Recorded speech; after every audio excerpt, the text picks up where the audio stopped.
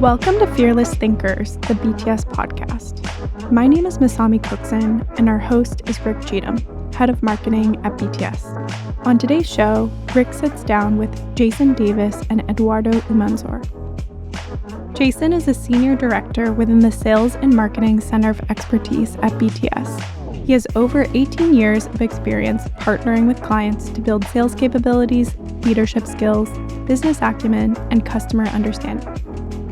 His industry experience spans tech, media, education, and CPG, among others. Prior to BTS, Jason spent 10 years in various sales and marketing leadership roles.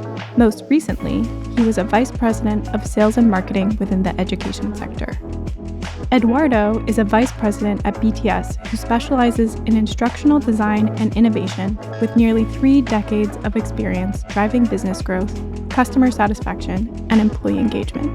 Before BTS, Ed managed sales for Monster.com and, like Jason, was a vice president within the education sector.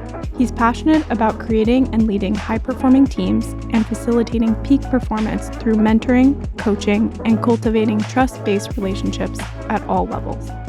Hey Rick, how's it going? Doing great here. How about you? I'm good. I just got back from yet another wedding weekend. I think it is the season of my life right now, hopping on planes, doing 8-hour car rides to celebrate other people's love.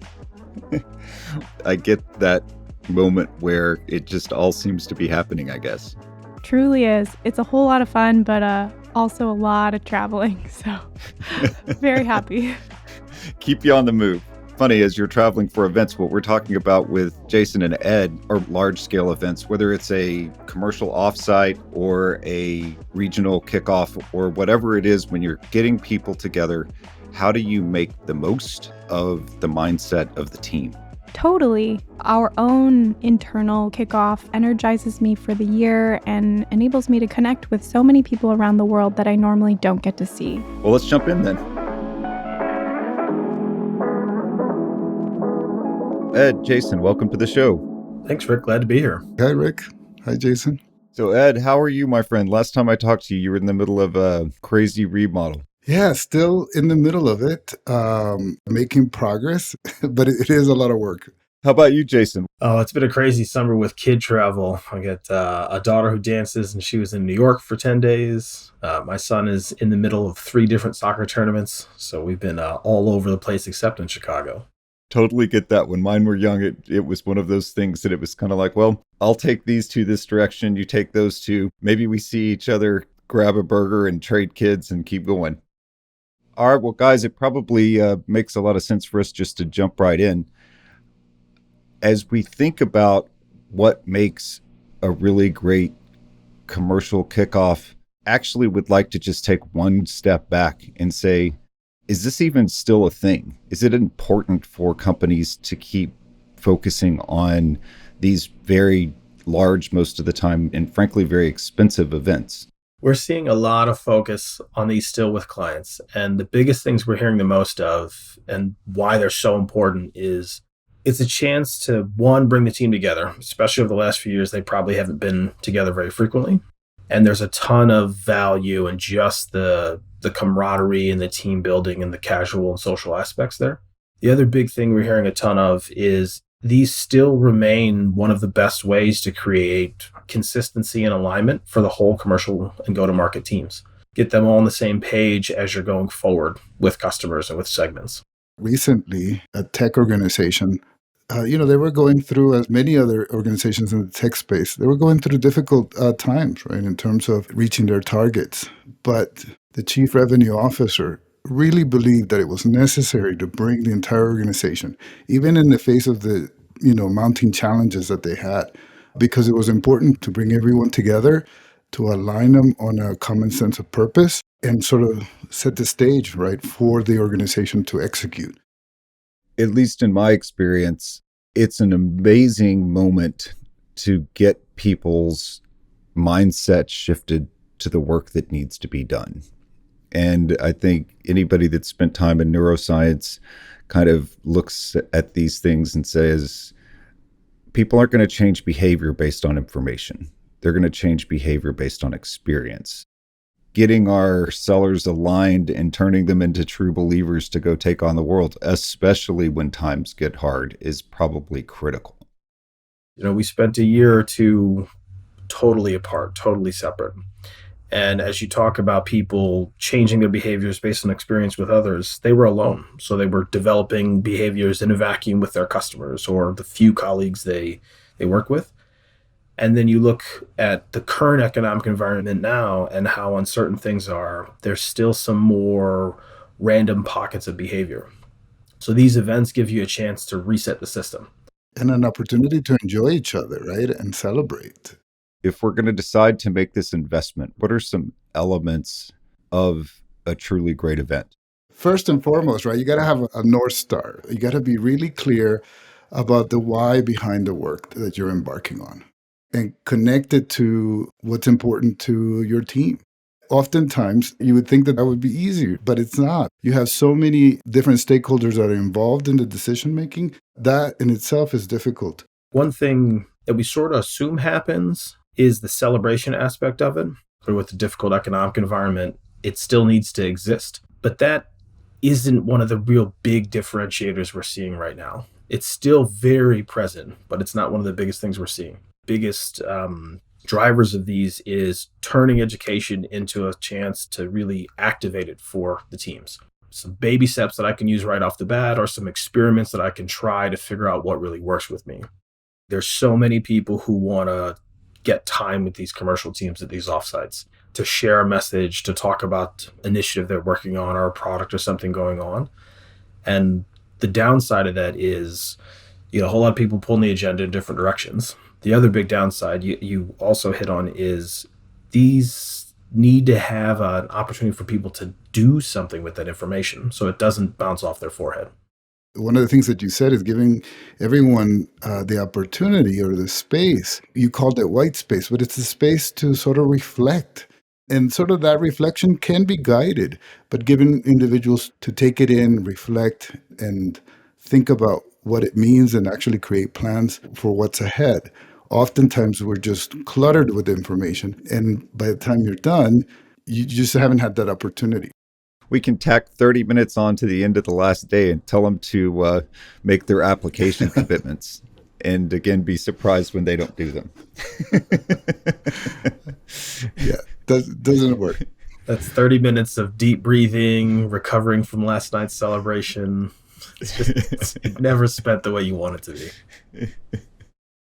Sounds so obvious, but it seems like people just can't do it. And that is thinking about the participant experience first every step of the way. I can't tell you how many of these planning sessions I've been in on. And they're like, oh yeah, they only have 10 minutes to get from here to there. And the convention center says it takes 15, but they'll be fine.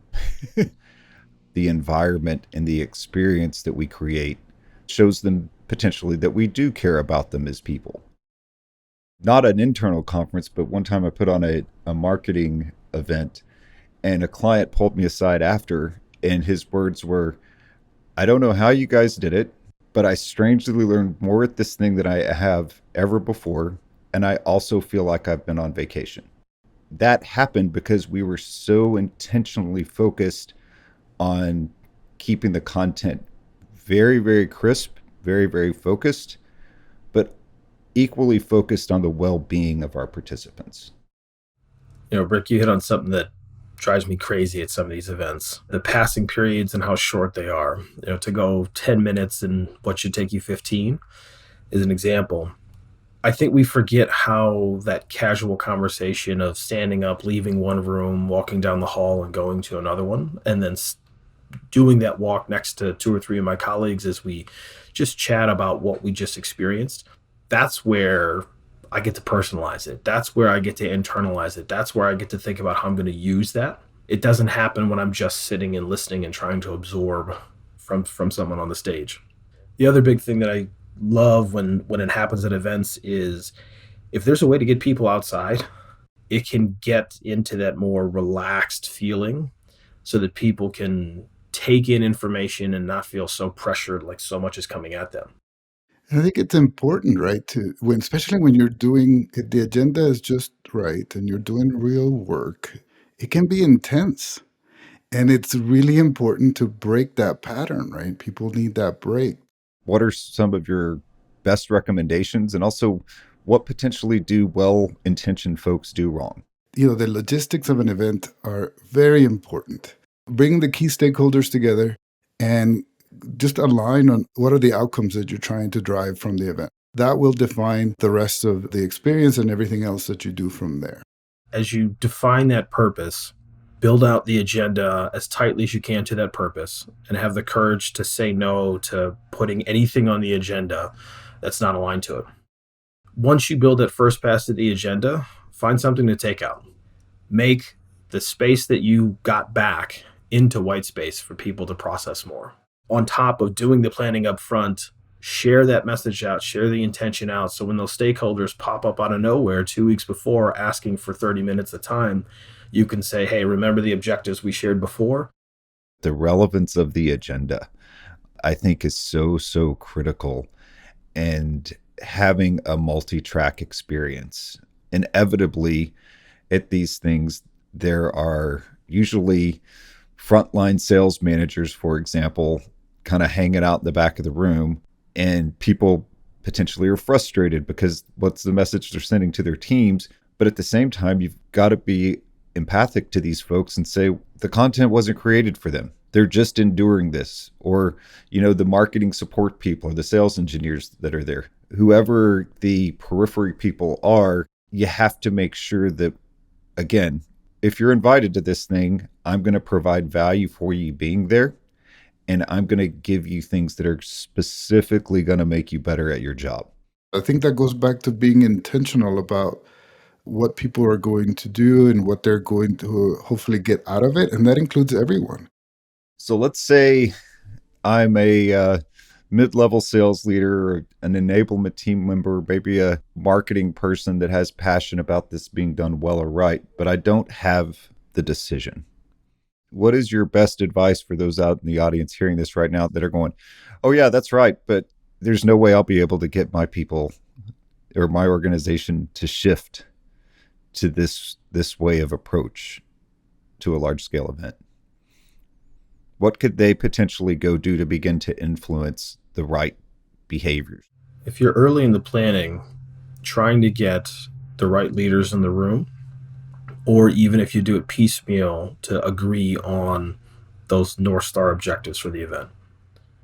If you're later on in the planning and you've already got those objectives, be willing and courageous enough to just raise the question when someone says, hey, can we do this? How does that align to the outcomes we wanted? Find an opportunity and fight hard for it to provide white space for people to just process. That's so important to visualize the challenges that you've had in the past. What do you want to do that is different? And being courageous enough to raise that and provide examples or a path forward. All right, gentlemen. Well, thank you so much for coming back in. Hope you have a wonderful rest of your day. Thank you, Rick. Thanks, Rick, for the time. Appreciate it. If you'd like to stay up to date on the latest from the Fearless Thinkers podcast, please subscribe. Links to all of the relevant content discussed in today's podcast are in the show notes, or you can always reach us at bts.com. Thanks again.